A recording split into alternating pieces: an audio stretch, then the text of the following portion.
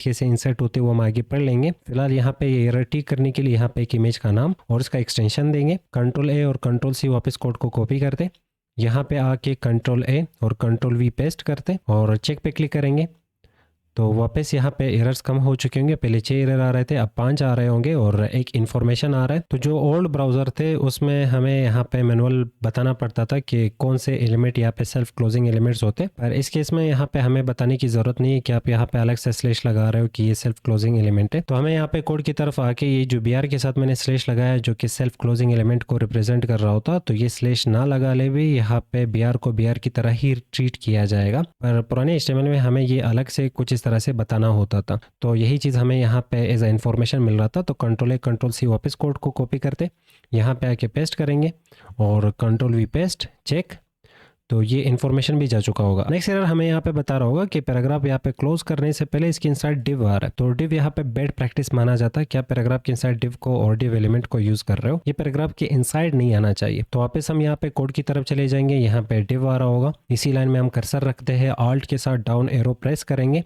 तो हम कुछ इस तरह से लाइन को ऊपर और नीचे लेके जा सकते हैं, ऑल्ट अप एरो और डाउन एरो। तो हमने यहाँ पे पैराग्राफ एलिमेंट से बाहर निकाल दिया डिव को। अब ये डिव क्या होता है वो हम आगे पढ़ लेंगे। फिलहाल यहाँ पे इस एरर को ठीक करने के लिए हमने डिव को पैराग्राफ से बाहर लिखना था, तो मैं यहाँ पे इसे बाहर लेके आ चुका हूँ। कंट्रोल ए और कंट्रोल सी कॉपी करेंगे और वापस यहाँ पे कंट्रोल ए और कंट्रोल वी कोड को पेस्ट करके चेक पे क्लिक करते तो हमारे एरर्स फिर कम हो चुके होंगे। नेक्स्ट कहा जा रहा है कि जो बटन है वो यहाँ पे एक दफा ओपन हुआ है और वापस फिर यहाँ पे ओपन हुआ है। बटन क्लोज करने की बजाय आपने वापस इसे ओपन किया है, तो बॉडी से जस्ट पहले बटन को आपने क्लोज करना है और यही 3 एरर्स हमें दिखा रहा है। ये बटन की वजह से हमें 3 एरर्स मिल रहे हैं। तो हम यहाँ पे कोड की तरफ वापस चले जाएंगे, तो बटन एलिमेंट